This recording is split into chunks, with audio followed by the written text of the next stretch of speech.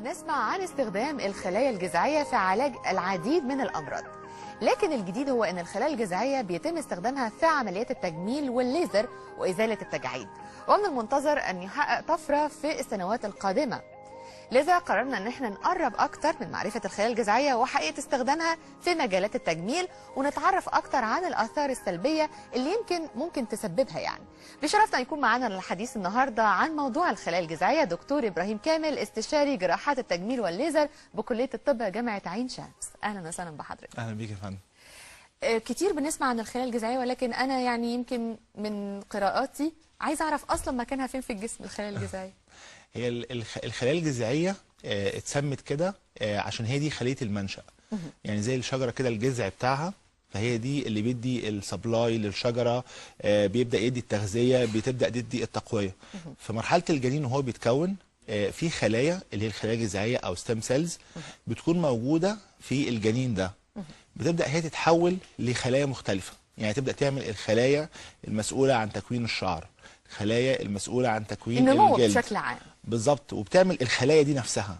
فبتلاقي ان الخلايا مثلا الكبد هي اللي بتعملها، الخلايا بتاعت العظام هي اللي بتعملها، خلايا المخ والاعصاب هي اللي بتعملها. فبالتالي بدات الطفره دي تحصل في مجال الطب عموما، مش بس في مجال الطب جراحه التجميل، بقت موجوده في الطب. وبدا الاطباء يدرسوا القصه دي. طب الخلايا الجذعيه دي قد ما هي خليه المنشأ، يبقى احنا نقدر نعالج بيها امراض كتير جدا. صحيح. نقدر نعالج بيها امراض للكبد، امراض للسكر، امراض اورام سرطانيه. صحيح. او امراض كتير جدا. فلقينا ان في جراحه التجميل في مشاكل كتير جدا بتقابلنا نقدر نتغلب عليها عن طريق ان احنا نستخدم الخلايا الجذعيه دي. مثلا بدات الموضوع اساسا بمرضى الحروق. مرضى الحروق مشكلتهم في حاجه، ان احنا ما بنيجي يجي لنا مريض الحروق في المستشفيات تكون البشره اوريدي تاكلت، يعني حصل لها ضمور، يعني الجلد ما بقاش موجود خالص. صحيح. بنسبه كبيره جدا. في مرضى بيجوا عندهم نسبه حرق بتوصل 60-70%، بتبقى تعتبر كارثه طبيه ان هو يبقى عنده نسبه حرق 60-70%. فبالتالي بدأنا ندرس الموضوع. طب احنا ممكن نيجي نعوض ده ان احنا نعمل خلايا جذعيه ونحضر الجلد بتاع الانسان ده، فبالتالي نقدر نغطي المساحات دي. لان ربنا سبحانه وتعالى خلق الجلد عشان يحمي الجسم من الداخل عن طريق انه ما يفقدش اي سوائل او بروتين او اي حاجه ثانيه. وبالنسبه لنا احنا بقى كمان في مجال طب الجمال لجراحات التجميل، لقينا ان الخلايا الجذعيه ليها استخدامات ثانيه كتيره جدا ممكن نستخدمها. صحيح. طيب ايه المرحله العمريه اللي ممكن نستخدم فيها الخلايا الجذعيه؟ بصي، هو دلوقتي في فرع جديد من الطب كمان ظهر داخل طب الجمال في جراحات التجميل بيسموه انتي ايجينج ميديسن، او الاسم ممكن باللغه العربيه يبقى اسمه شويه يعني طب مقاومه الشيخوخه او طب الحفاظ على الشباب. الطب دوت بقى ليه مؤتمرات في كل حته في العالم دلوقتي. يعني عايز اقول لك ان ممكن يتعمل 4-5 مؤتمرات في خلال السنه عن الموضوع ده. وبداوا يسموا القصه دي كمان ريجنراتيف سيرجري، يعني الجراحات المجدده للخلايا. كل الحاجات دي بتتعمل ليه؟ عشان نقدر نبحث اكتر وندور اكتر الخلايا دي نقدر نحصل عليها ازاي، نقدر نكتر من عددها. لان هي مش مشكله الحصول بس عليها، ان احنا عايزين نجيبها لازم نحفزها ونكتر العدد. بالزبط. الموجود اللي جوه في الجسم. بالزبط. طيب يعني يمكن كنت تساؤلي برضو عن حضرتك طبعا كدكتور تجميل بيجي لك حوادث او كده، بيحصل كسر في يمكن في عظمه الفك، وليكن حاجه في الجمجمه. حضرتك ازاي بنستخدم الخلايا الجذعيه في التوقيت ده؟ في حالات كتير زي ما انت قلتي بالظبط كده. حالات زي كسر الفك مثلا، ممكن الكسر يكون كسر بدون فقدان في العظام. يعني الكسر لو جينا حطيناه جنب بعضه وحطينا شريحه ومسامير هنلاقي ان الكسر ده بدا يلتئم. في حالات بيبقى فيها فقدان في العظام مساحه معينه. هنا كنا زمان بناخد رقعه عظميه من منطقه ثانيه زي مثلا عظام الفخذ او عظام الحوض، ناخد جزء ونبدا نحطه في المنطقه دي، نملى الفراغ ده. دلوقتي الخلايا الجذعيه التقنيات بتاعتها نقدر نخليه نحط من الخلايا الجذعيه في المنطقه ديت، فبالتالي تقدر هي تبني الخلايا العظميه في المكان ده، وبالتالي نقدر نغطي يعني الفراغ ده. بناخد يمكن عايزه بس اوضح للمشاهد العربي والمصري ازاي بنستخدمها. يعني دلوقتي مثلا زي ما حضرتك قلت ان في منطقه او سبيس مش موجوده بالظبط، فراغ. بناخد فراغ، بنقدر ازاي نكون الخلايا الجذعيه ونرجعها تاني نحطها في المكان ده؟ بنحصل على الخلايا الجذعيه مثلا ليكن عن طريق الدهون. اكتر مكان فيه خلايا جذعيه الدهون. هي الدهون. وعشان كده احنا في طب جراحه التجميل باقي فروع الطب بتحتاج لنا في الحكايه دي. احنا بنقدر نعمل شفط للدهون او شفط للخلايا الدهنيه، فبالتالي نقدر نسحب كميات كبيره من الخلايا الدهنيه، وبالتالي نقدر نحضر منها الخلايا الجذعيه دي. الخلايا الجذعيه ممكن ناخدها نبدا نحضرها ونحولها الى سائل نقدر نحقنه في المنطقه اللي فيها الفراغ دي، اللي فيها الفراغ العظمي دوت. أيوة. فبالتالي الفراغ العظمي ده بعد شويه يبدا يتكون ويبدا يعمل عظام في المنطقه ديت. التقنيه دي لما بتنجح او هتنجح ان شاء الله في المستقبل القريب، هي طبعا نجحت على مستوى التجارب ونجحت في بعض الحالات الاكلينيكيه، ده هيخلي باقي فروع الطب تقدر تستخدم الخلايا الجذعيه في حقنها في الاماكن اللي فيها امراض، زي مثلا زي السكر. صحيح. تتحقن في البنكرياس، في الكبد، تتحقن في الكبد، حتى كمان في مجال الاعصاب. طبعا خلايا الاعصاب ما بتتجددش، لكن لما يقدر الطب يوصل لانه يحقن الخلايا الجذعيه في مثلا النخاع الشوكي، ده بيحل مشاكل كبير جدا في المستقبل. هي طبعا لسه ما حصلتش للناس اللي مثلا لا قدر الله حصل عندهم شلل او حاجه نتيجه ان النخاع الشوكي حصل فيه مشكله. فبالتالي الامل كبير قوي في ان يحصل تجديد الخلايا الجذعيه. بالظبط. ظهرت امتى التقنيه دي؟ يعني تقريبا موجوده، يمكن انا سمعت عنها من فتره قريبه جدا، ما بالظبط. كانتش كل يعني الاطباء بيعرفوها، لكن هي ظهرت امتى تقريبا؟ هي ظهرت الكلام عنها في خلال ال10 سنين اللي فاتت، لكن اللي حصل ان احنا في طب الجمال وفي جراحات التجميل احنا سبقنا قوي فيها، لان لقينا المتطلب عليها عالي قوي، ولقينا في نفس الوقت كمان ان التقنيه بالحصول عليها عن طريق التقنيات اللي احنا بنعملها طريقه تعتبر سهله لجراحين التجميل، لان زي ما قلت لحضرتك هي موجوده في الدهون. صحيح. نقدر، هي طبعا موجوده كمان في النخاع بتاع العظام، موجوده في بعض الحاجات بنقدر نحضرها من الدم، فبالتالي احنا نقدر نحصل عليها من اماكن كتير، ولقينا ان النتائج بتاعتها بتبقى كويسه قوي في الحالات اللي احنا بنستخدمها، زي مثلا الناس اللي عندهم تساقط للشعر. في حالات كتير قوي بتيجي مثلا سيدات او رجاله كمان شعرهم خفيف جدا وفي منطقه يعني الصلع او كده، نقدر نستخدم التقنيه دي لطلوع الشعر تاني. بالظبط، بس هي مش لعلاج الصلع الرجالي، هي للتقنيات تساقط الشعر نتيجه ست مثلا حملت مره او كذا مره وحصل عندها تساقط في الشعر. في ستات مثلا بترضع فبيحصل تساقط في الشعر. صحيح. بعض الحالات النفسيه مثلا ست بتمر بحاله نفسيه سيئه، توتر او حاجه، فبنقدر نحقن الخلايا الجذعيه عشان تساعد على تجديد الشعر مره ثانيه. بعض الشباب او الولاد مثلا اثناء فتره الامتحانات بيحصل عندهم توتر فالشعر بيتساقط كتير. صحيح. كمان البشره، حته ان احنا نقدر نجدد خلايا الجلد ونقدر نجدد خلايا البشره، علاج الهالات السمراء حوالين العينين. النتائج بتاعه الحقن بالخلايا الجذعيه بتاخد وقت طويل ولا النتائج بنلاقيها فوريه؟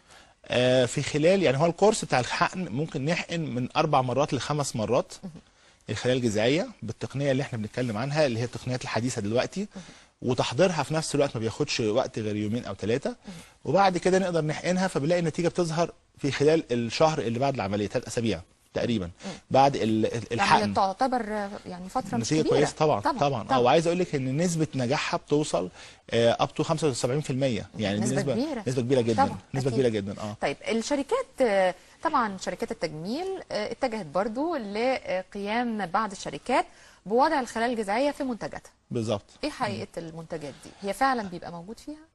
في فرق كبير بين الخلايا الجذعيه المحضره من جسم الانسان، ودي بتبقى لكل انسان لحالته هو. يعني انا لما باجي مثلا احضر خلايا جذعيه من حد سواء راجل او ست، بسحبها وبحضرها له هو، ما ينفعش استخدمها لحد تاني.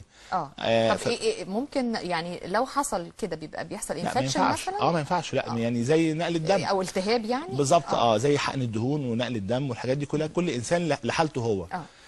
وبالتالي بقت لكل انسان حالته هو. طيب اللي حصل ايه؟ ان بعض شركات التصنيع الدوائي الكبيره بدات تستخدم الخلايا الجذعيه المحضره عن طريق البكتيريا او عن طريق بعض الحيوانات، طبعا ده تصنيع طبي معترف بيه في العالم. بتحضر الخلايا الجذعيه دي وبتستخدمها في صوره محاليل او كريمات، وبدات تنزل الاسواق الطبيه، الصيدليات، فبالتالي بدا يبقى عليها اقبال. احنا دايما بنقول ايه؟ ده مكمل للعلاج بالخلايا الجذعيه، لكن مش هو ده العلاج بالخلايا الجذعيه، لان في فرق كبير جدا بين ان احنا نحقن خلايا جذعيه او نعمل التقنيه ديت لانسان محتاجها فعلا لعلاج مثلا جلد اليد. انت عارفه مثلا كان فتره طويله قبل كده كان مشكله الايدين عند الستات بالذات ان هي ما بنلاقيش ليها حل، مشكله الايدين من ناحيه مثلا النمش او يعني التجاعيد، النمش، ظهور الاورده فيها، ظهور ما بقع كانش فيها، ليها حل، كريمات او عن طريق استخدام الليزر مثلا. بس طبعا اكيد بتبقى نتائج مش بالقوه غير الحقن طبعا. بالظبط، الليزر حسنها شويه، لكن الخلايا الجذعيه عملت فيها طفره كبيره جدا. وكنا بنلاحظها كمان، حتى كمان عارفه بالنسبه للفنانات اللي هي مهتميه قوي ببشره الجلد، وبنلاقي الايد فيها مشكله، فدايما كانت الايدين تبقى باينه قوي فيها مراحل السن المتقدمه بالظبط. فبالتالي الخلايا الجذعيه هنا حسنت جلد اليد قوي. كمان حسنت الرقبه، جلد الرقبه، حسنت قوي جلد البشره.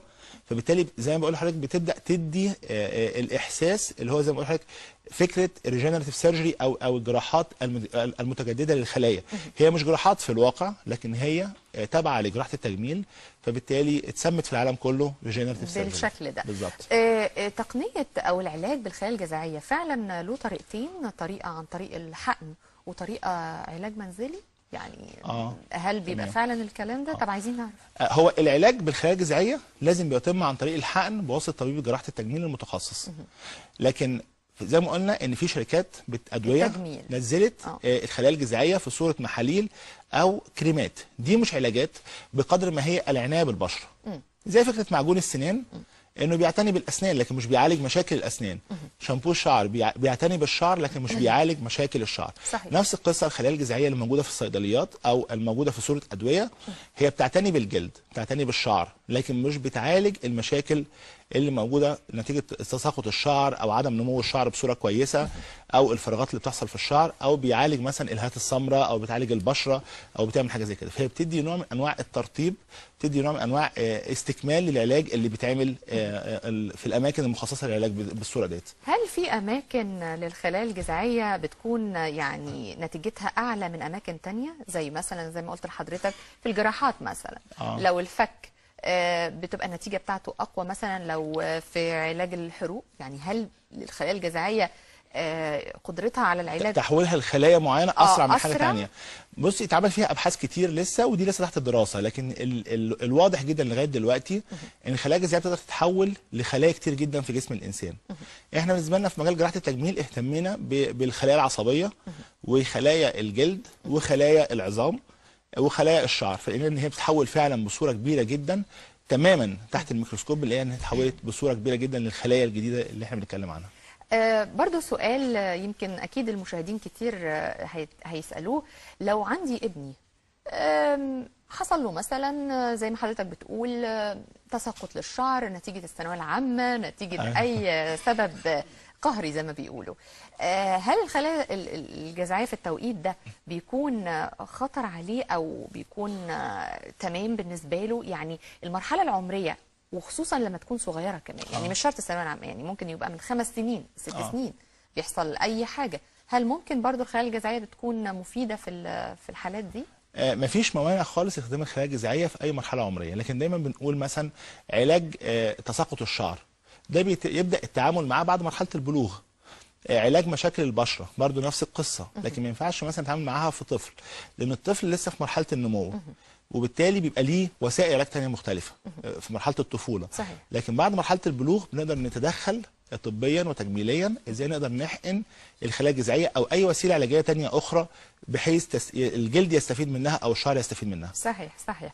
طيب دكتور ابراهيم كامل، اخر سؤال، ويمكن برضو زي ما قلت لحضرتك احنا نفسنا نقعد اكتر وقت، لكن طبعا الوقت هو يعني مخلينا مش قادرين نتكلم كتير، لكن عايز اسال حضرتك السنوات القادمه في تقنيه الخلايا الجذعيه في مفاجآت فيها؟